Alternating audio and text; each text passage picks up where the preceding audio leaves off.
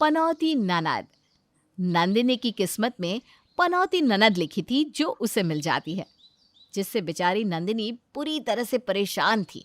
चलिए देखते हैं कैसे बेचारी नंदिनी अपनी पनौती ननद को झेल रही है। भाभी, आप सारा दिन अकेले काम करती रहती हो, चलो आज आपकी मैं मदद करवाती हूँ। अरे नहीं नहीं परी, मुझे तुम्हारी मदद की ज़रूरत नहीं है। पता चला तुम मेरी मदद करवाते करवाते मेरा नुकसान कर दो। अपनी भाभी की ये बात सुनकर परी उदास हो जाती है और चुपचाप उदास होकर अपने कमरे में चली जाती है। उसे उदास देखकर नंदिनी को अपनी कही बातों पर अफसोस होता है और वो परी को मनाने के लिए उसके कमरे में जाती है। अरे परी, तुम आज इतनी जल्दी उदास हो गई? हमेशा तुम मेरी टांग खींचती थी, आज मैंने ज़रा सा बोल दिया तो तुम मुंह लटका कर कमरे में आ गई। हाँ भाभी, क्योंकि अब मैं बच्ची नहीं रही, अब मुझे सबकी बातें समझ में आती हैं। मैं जानती हूँ आप मेरी मदद क्यों नहीं लेना चाहती, क्योंकि आपको भी यही लगता है ना कि मैं पनौती हूँ इस घर पर, कुछ भी काम करती हूँ तो उल्टा ही हो जाता है। सच तो यही है। अरे परी, तुम भी ना लोगों की बातें बस लेकर बैठ जाती हो। लोग तो कहते हैं, क्या फ़र्क पड़ता है? मैं नहीं मानती तुम पनौती हो। चलो अब मेरी मदद करवा दो। सच में ना मैं अकेले घर के काम कर करके बहुत थक जाती हूँ। चलो आओ। नंदिनी जैसे तैसे परी को मना लेती है। अब परी भी खुश हो जाती है और अपनी भाभी के साथ रसोई में खाना बनवाने लगती है। सब कुछ सही से चल रहा था, खाना भी अच्छे से बन चुका था। पर ये क्या, जब नंदिनी किचन में खाना लेने के लिए जाती है तो वो देखती है कि सब्जी की गैस बंद नहीं की थी, बल्कि कम की थी, जिस वजह से पूरी सब्जी जल गई है। हे भगवान, परी ने तो सब्जी का गैस बंद कर दिया था, ये कम कैसे हुआ? इस धीमी आंच ने भी मेरी सब्जी जला दी। अब खाने के लिए क्या दूं मैं सबको? जली हुई सब्जी देखकर नंदिनी को कुछ समझ में नहीं आ रहा था कि वो क्या करे। तभी वहां परी आ जाती है। भाभी, आज मैंने खाना इतना अच्छा बना दिया है क्या कि आप खाने को रसोई से बाहर लेकर ही नहीं जा पा रही। अच्छा नहीं, बहुत अच्छा बनाया है।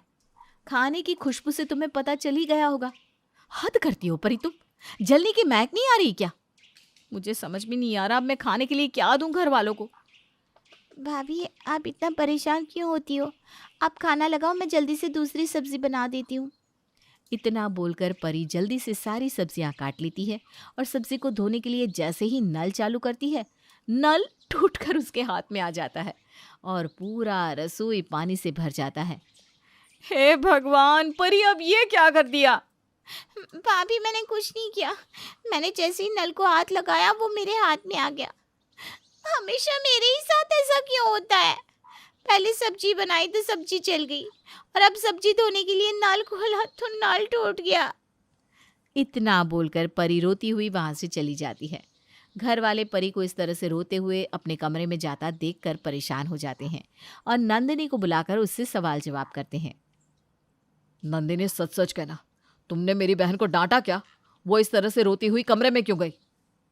मैं ना कहती थी बेटा, तेरी बीवी ना मेरी बेटी से जलती है, हर समय ये कल मुही उसको ताने देती है। ऐसे ही उसे पूरी दुनिया पनौती बोलती है। अब घर के सदस्य भी कहने लगे मेरी बेटी को, तो कितना बुरा लगता होगा, सोच। माँ जी, मेरा तो पता नहीं, पर आप उसे हमेशा एहसास कराती हैं कि वो हम सबके लिए कितनी बड़ी पनौती है। इसीलिए अब घर में कुछ भी होता है तो उसे लगता है कि ये उसकी पनौती की वजह से हुआ है। बस यही वजह है कि वो रोती हुई अपने कमरे में गई है। अच्छा ठीक है, अब बहस करना बंद करो और ये बताओ कि परी को हुआ क्या? वो इतनी दुखी क्यों है और खाने के बदले अपने कमरे में क्यों चली गई?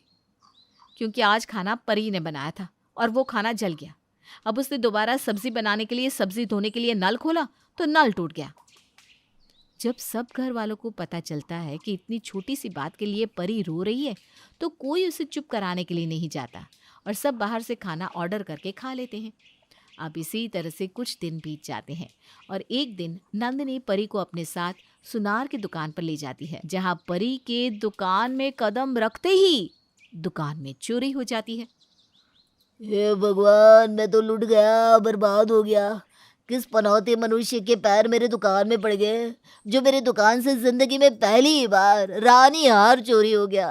कितना शातिर चोर है, कैमरे में भी कैद नहीं हुआ। ये क्या हो गया? भाभी, लगता है ये सब कुछ मेरी वजह से हुआ है। मुझे इस बेचारे की दुकान में आना ही नहीं चाहिए था। चुप करो तुम। तुम्हारी वजह से कुछ नहीं हुआ। हमेशा किसी न किसी की दुकान में चोरी होती है। इसका मतलब ये तो नहीं ना कि वो सब तुम्हारी वजह से होता है। अब ये बेचारा तो रोने में लगा है, हमें क्या हार दिखाएगा। हम किसी दूसरी दुकान पर चलते हैं, चलो। नंदिनी परी के साथ दूसरी दुकान में जाती है, जहाँ कुछ डाकू आ जाते हैं। अब जैसे तैसे नंदिनी और परी अपनी जान बचाकर घर आती हैं, जिसके बाद नंदिनी कान पकड़ लेती है कि वो अपनी ननद को कभी भी अपने साथ बाहर लेकर नहीं जाएगी। अब इसी तरह से कुछ दिन बीत जाते हैं और एक दिन परी ड्रीम 11 में पैसे लगाती है, पर अफसोस वो बुरी तरह से हार जाती है। अब उसके पास 1 रुपया नहीं था कि वो दोबारा ड्रीम 11 में पैसे लगा सके, इसलिए वो अपने घर वालों से पैसे मांगती है। भैया कुछ पैसे दो ना, कुछ महीने बाद आपको डबल करके दे दूंगी। तू और पैसे डबल करके देगी? सीधे बोलना भैया पैसे दो, ताकि मैं आपको कुछ दिन में कंगाल कर दूं। अरे कैसा भाई है तू? तुझे शर्म नहीं आती अपनी बहन से इस तरह से बातें करते हुए? थोड़े से पैसे ही तो मांग रही है, दे नहीं सकता? माँ आपको पता नहीं, ये घर वालों से पैसे लेकर ड्रीम 11 खेलती है और हर बार हार जाती है। इसकी वजह से हम भी गरीब होते जा रहे हैं। कहीं ऐसा ना हो कि एक दिन ये हमें रोड पर ला दे, पनौती कहीं की। आलोक परी को कुछ पैसे तो देता है, साथ में उसे ताने भी देता है, पर परी अपने भाई की किसी भी बातों पर ध्यान नहीं देती, क्योंकि उसने तो सोच रखा था ड्रीम 11 में पैसे लगाकर अमीर बनने का। पर जितनी बार भी परी ड्रीम 11 में पैसे लगाती, वो उतनी बार हार जाती। अब घर वाले भी उसकी वजह से परेशान हो चुके थे, इसलिए उसकी जल्दी ही शादी कर देते हैं। शादी के बाद भी परी की पनौती कम नहीं होती, और अब ये सब कुछ उसके ससुराल वाले झेलते हैं। पता नहीं मेरे घर को किसकी नज़र लग गई। जब से मेरे बेटे की शादी हुई है, हमारे घर की तो लक्ष्मी ही रूठ गई है। माँ जी आप फिक्र क्यों करती है? आप मुझे कुछ पैसे दो, फिर देखना इस घर की रूठ कर गई हुई लक्ष्मी कैसे वापस आती है। अब रहने दे बहू, तेरी पनौती के बहुत किस्से सुने हैं मैंने। अगर शादी से पहले पता चलता ना मुझे कि तू इतनी बड़ी पनौती बन के आएगी हमारे लिए, तो मैं अपने बेटे की शादी तुझसे कभी ना करवाती। तेरे घर में आते ही तेरे ससुर को बीमारी हो गई। कुछ दिन बाद मेरे बेटे की बड़ी कंपनी से नौकरी छूटकर एक छोटी सी कंपनी में लग गई, और अब मेरी टांग टूट गई, और अब तू चाहती है कि हम रोड पर आ जाएं? सच में माँ जी, आपको भी यही लगता है कि मैं इस घर के लिए पनौती हूँ? पर देख लेना, एक दिन मैं ही इस घर को पैसों से भर दूंगी।